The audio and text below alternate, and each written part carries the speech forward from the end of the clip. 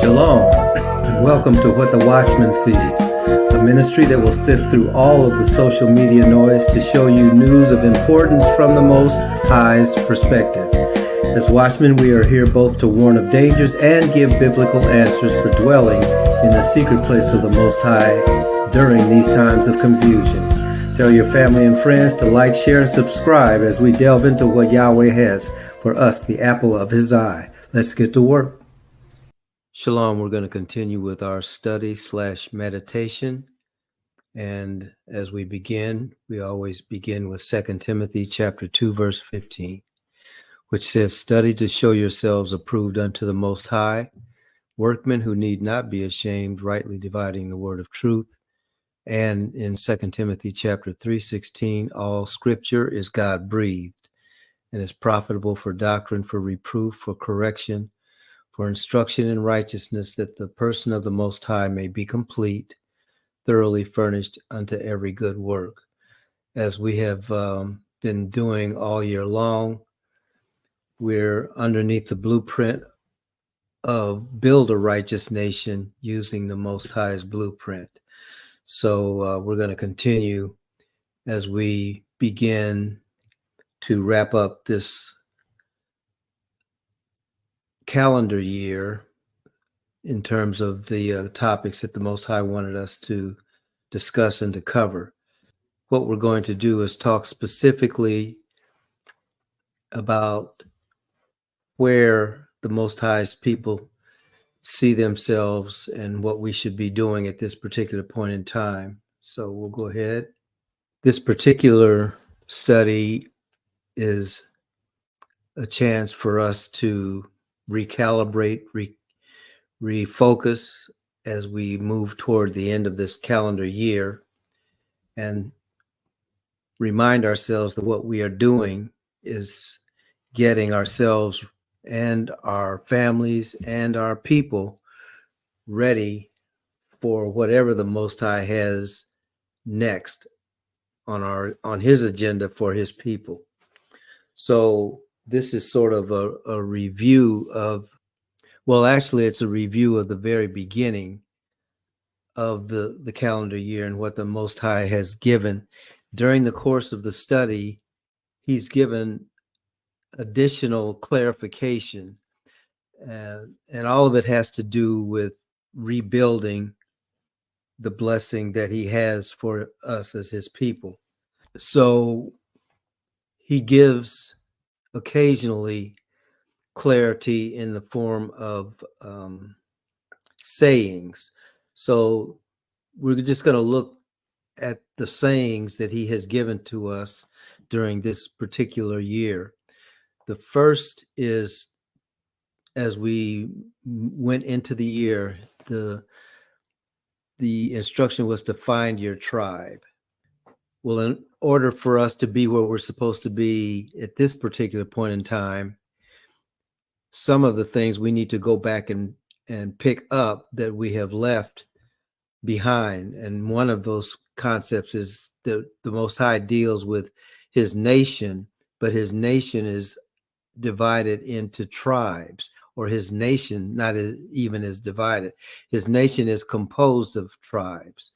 So when the scriptures talk about find your tribe, one of the things that we looked at, or one of the aspects of finding your tribe that we examined, was the children of Yasharel, the 12 tribes of Israel, what their purpose was and what their destiny was to be.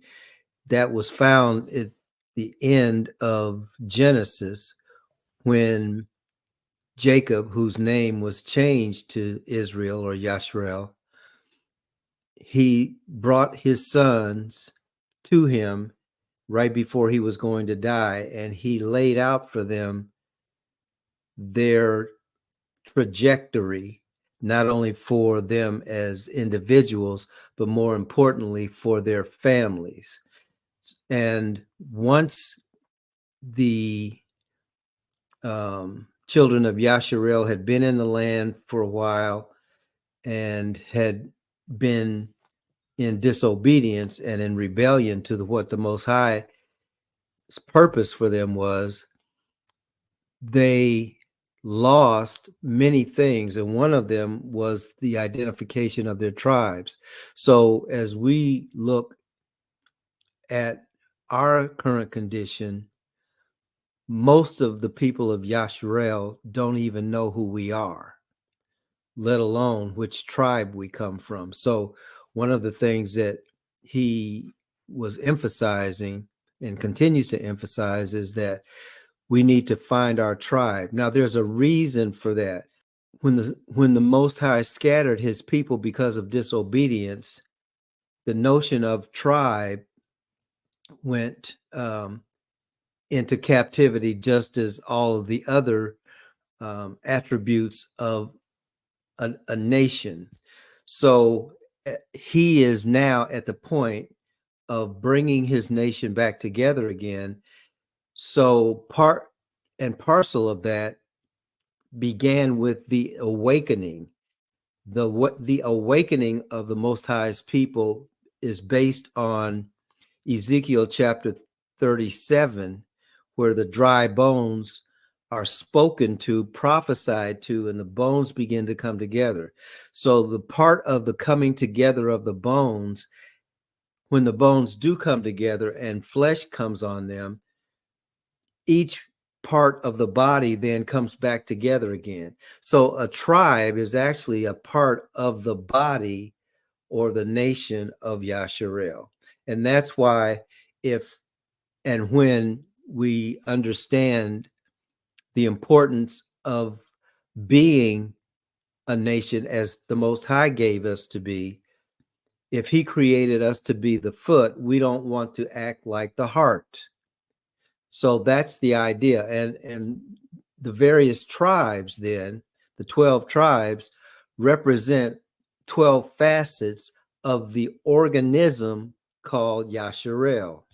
So once we begin to awaken as individuals and then are given our assignment there, part of the assignment is find the people who you have been put with in antiquity, because the attributes that were found in your ancestors are still in you. So it helps you to know who you are. So that's the idea of find your tribe. So in Exodus chapter 4, verse 29, that was an example when Moses was awakened to who he is and his purpose.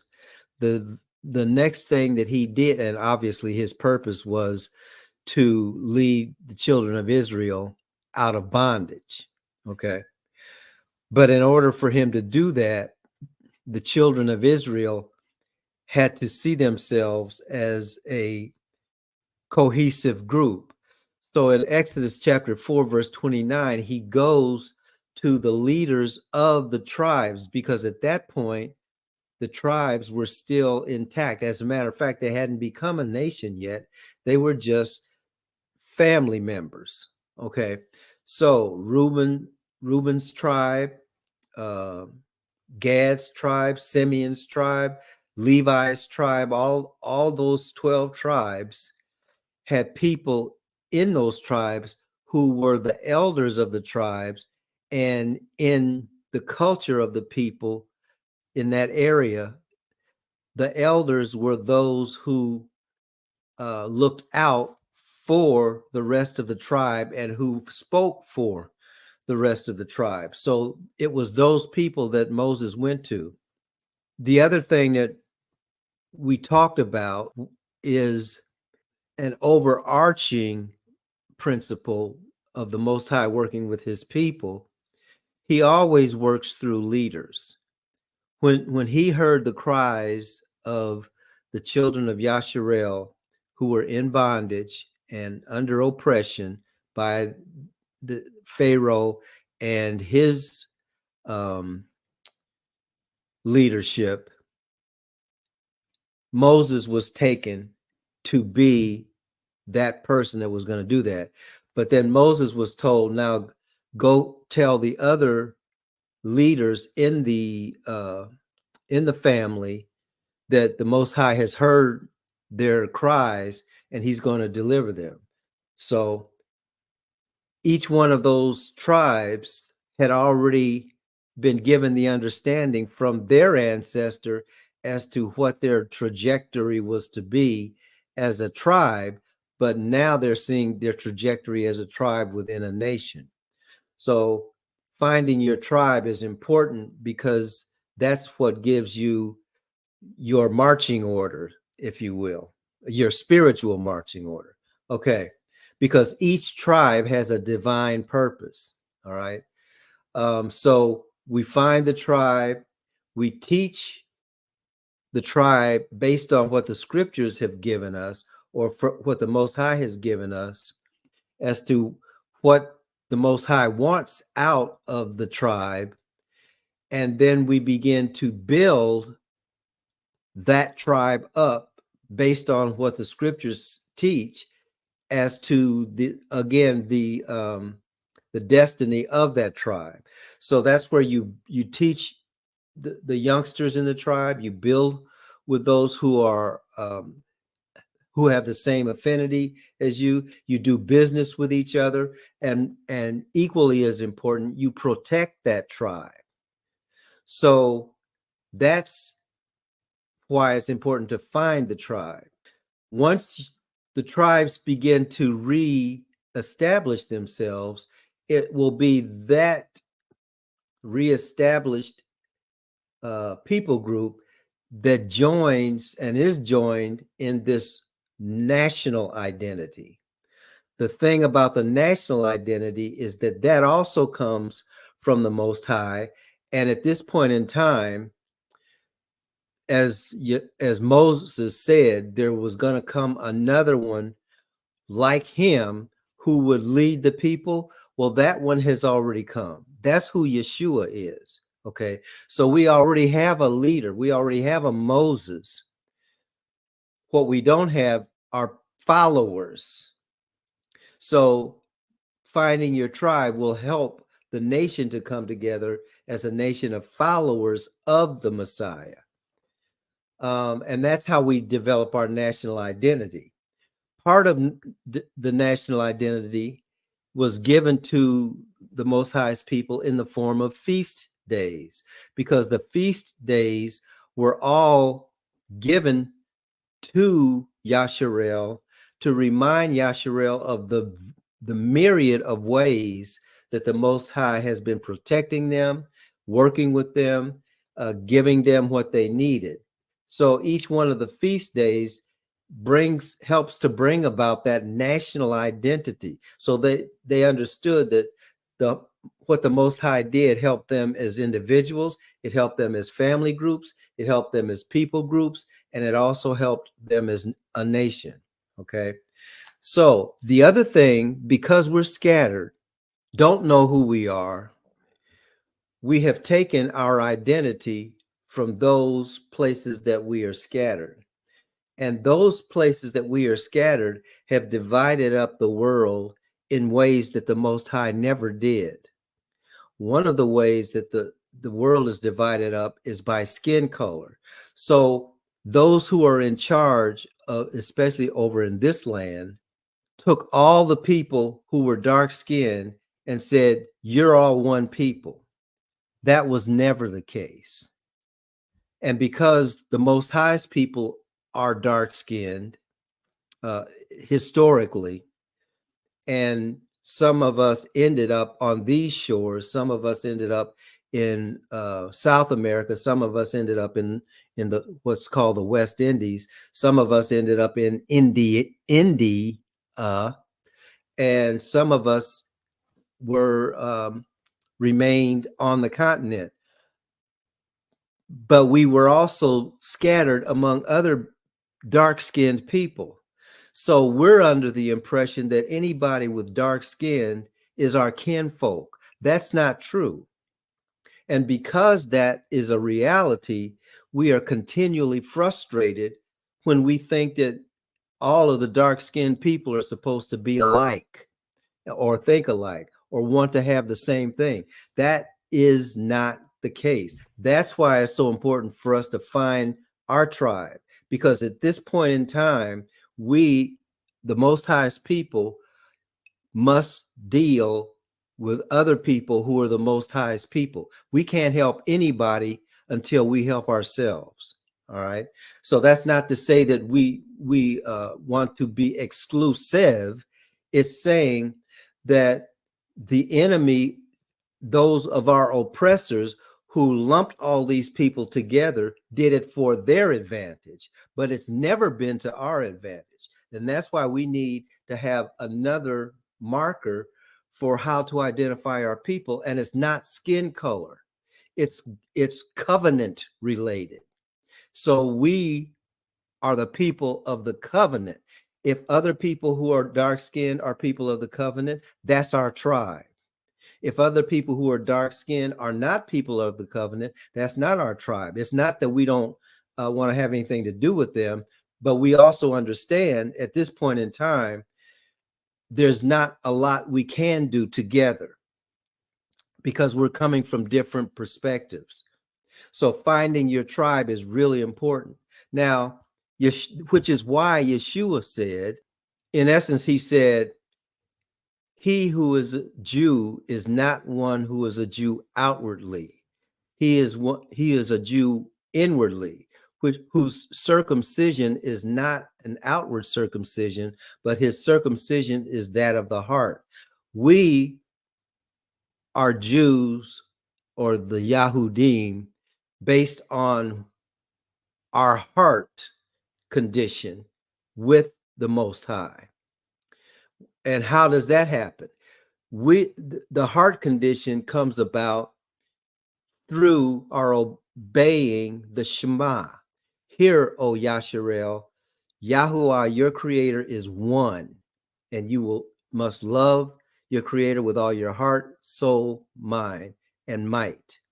So people who embrace that, people who believe that, are a part of our tribe. Okay. Now, in many cases, that's going to be bloodline, but in these last days, it also includes those who want to be a part of that covenant. All right. So that's why it's so important to find our tribe, because we have to protect one another right now. We're under attack, and we're being picked off one by one because we don't see ourselves as part of a whole. Once we see ourselves as part of a whole, the whole will take care of its people. So that's important. That's the first one. Find your tribe. That's what the Most High has given us. One of the other things that he told us as we move into finding our tribe is that people must declare who they are. And the biblical verse chapter for that is Numbers chapter 16. It's the whole chapter. In essence, Numbers chapter 16 was the incident of the children of Yasharel in the desert after they had left Egypt and they were on their way to the promised land. For those of us who study the scriptures, we know that as soon as the waters covered up the Egyptians and the people of Yasharel started moving to where the Most High wanted them, they started complaining and they started wishing that they were back in Egypt. So this continued, and once we get to Numbers chapter 16, it had gotten to the point where, if you remember, I said the Most High deals with his people through leaders. Well, the tribe that was to be the primary leader of Yasharel was Levi. The tribe of Levi. That was the tribe that Moses came through. That was the tribe that Aaron and the priesthood happened. And the rest of the tribe were those who were to support the goings on of the tabernacle and the priesthood, which was the heart and soul of the nation. Well, when they got out into the desert, some of the people from that tribe who were not Aaron's immediate family, decided, and certainly were not Moses' immediate family either, because Moses and Aaron were brothers. They decided the Most High talks to all of us, because they had already heard that the Most High wanted Israel to be a nation of priests. So they said, well, since that's what the Most High wants, why should we listen to you? And that's what Numbers chapter 16 is all about. What's that got to do with people must declare? Those people declared that they were operating against the will of the Most High. The Most High had already identified Moses. He'd already identified Aaron. If you remember Aaron's rod budding in relationship to all the rods of the other heads of families, because his budding rod meant that he was to be of the priestly line. Okay. It was his family that was going to do the work of the priest. There were other Levites, because Levi was their progenitor, but only Aaron was given that job. All right. So there were other people, one of them whose name was Dathan, who was actually not even a Levite. He came from the tribe of Reuben. Well, they had to declare, this is where I'm going with all of this. They had to declare, we are not going to follow Moses. Now, this is all happening in the middle of the desert. All right. So Moses then tells the people who were watching all of this, all right, you all need to get away from them. Now, what's going to happen is, if the Most High gave me the instructions, then I'm going to remain alive. If he gave you the instructions, then the people don't have to listen to me, and they can just do whatever you said. The way that they will be able to tell is, I'm saying that you're getting ready to die because of your posture and position toward me, and I'm not going to do anything. But anybody who wants to be on my side, come away from them. Okay. So those people had to declare who they were going to support. Moses and the blessing that the Most High had put on Moses and his family, or Dathan, and there was another one from the tribe of Levi. I'm sorry, I forgot his name, but all of this is recorded in Numbers chapter 16. Okay. So, or those people. All right. So what ended up happening is, once everybody moved away from Dathan, his family, which included the women and the children, let's not leave that part out. Anybody that was affiliated with him, the earth swallowed them up, and they were no more. So they declared who they were. The people who chose to be with Moses declared who they were. We are living in a time when people must declare who they are. If you're working for Satan, you're going to have to say that. If you're working for the Most High, you're going to have to say that. There is no more middle ground. There is no, I'm neutral. There is no neutrality. When that incident happened, people had to make a choice. And this is the message that the Most High is giving us as his people today. You're going to have to choose.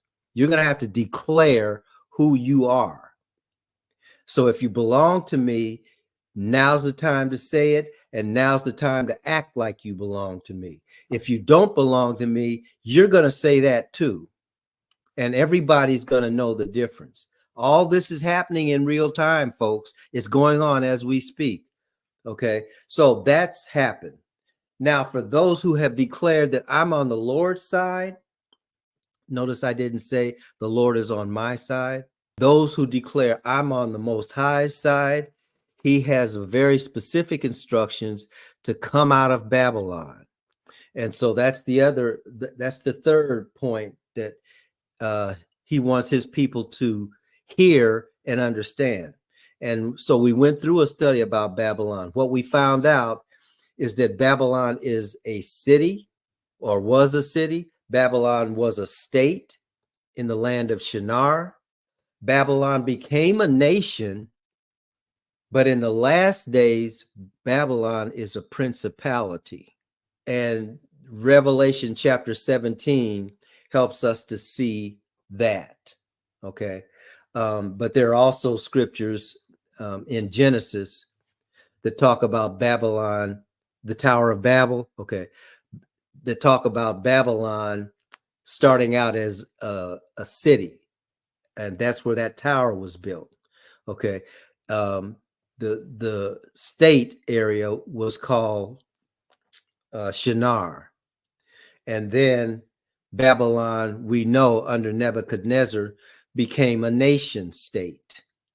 And finally, Babylon in these last days, which is called Mystery Babylon. And if you remember, there was a woman sitting on a scarlet beast. That woman's had a name on her forehead, and the name was Mystery Babylon. The thing is, Babylon is no longer a mystery. We understand that principality now. That's a demonic entity, and it's depicted as a woman. So that entity goes all the way back to when Babylon was a city state and a nation. So what we're being told is to come out of that principality. Now, Babylon, the way that the scriptures in Revelation 17 and also Revelation 18 describe it, it can also be seen as the place that we find ourselves in geographically now, the system that we're living under now. There are great similarities, but but what we need to understand is this is not the only Babylon. Babylon is much bigger, because it's Babylon that is producing this environment of oppression and war and destruction. All of that is coming out of Babylon. That's why it says she was drunk with the blood of the saints. The saints are holy ones. Who are the holy ones? The people of the Most High. Where are the people of the Most High? We're scattered throughout the entire planet. So when you dig deep enough, what you're going to see is wherever these wars and rumors of wars are, somewhere, and usually it's becoming more and more clear as time goes on, you're going to find the Most High's people under oppression. So wherever you see people that are oppressed, most likely the Most High's people are among those people. And those who are oppressing them are a part of the woman called Mystery Babylon. And that's why once the Most High's people know who we are, once we declare who we are, then our next move is to come out, first of all, in our minds and in our hearts from Babylon. And the reason why we need to come out is we're preparing to leave our current state and move to where the Most High is going to be using us, because the next phase that is coming will be a phase where Yeshua is ruling and reigning, and we rule and reign with Yeshua on the earth. So it's called the second Exodus. Well, what are we exiting? We're exiting Babylon, and that's why it has to be done in the mind first. Okay. So the second Exodus, we don't necessarily need to use that terminology, but the examples can be found in Luke 21, verses 20 through 24, Deuteronomy chapter 30, verses 1 through 8, Ezekiel chapter 20, Ezekiel chapter 11, verse 17, Jeremiah chapter 30, Isaiah 14. And the one that is most relevant is in Isaiah chapter 60, verses 1 through 9. Okay. So I would encourage you to look at those scriptures in light of the idea of a second Exodus of the Most High's people. And then once we are in our preparation, once we see that this is the Most High's doing, then we also realize that this is intergenerational. And our job, regardless of how old or young we are right now, is to prepare to have this information passed on to those who are coming after us. So that's the blessing that the Most High wanted for his people to grasp during this entire year. So he's been teaching these things throughout this entire year. Find your tribe. People have to declare who they are. It's time to come out of Babylon because it's fallen. And in coming out of Babylon, as we prepare to leave, know that all of these things that are happening are going to be happening for the good to those who love the Most High and who are the called according to his purpose. Father, bless you and keep you. Father, make his face to shine upon you and be gracious to you. Father, lift up his countenance upon you and give you his shalom.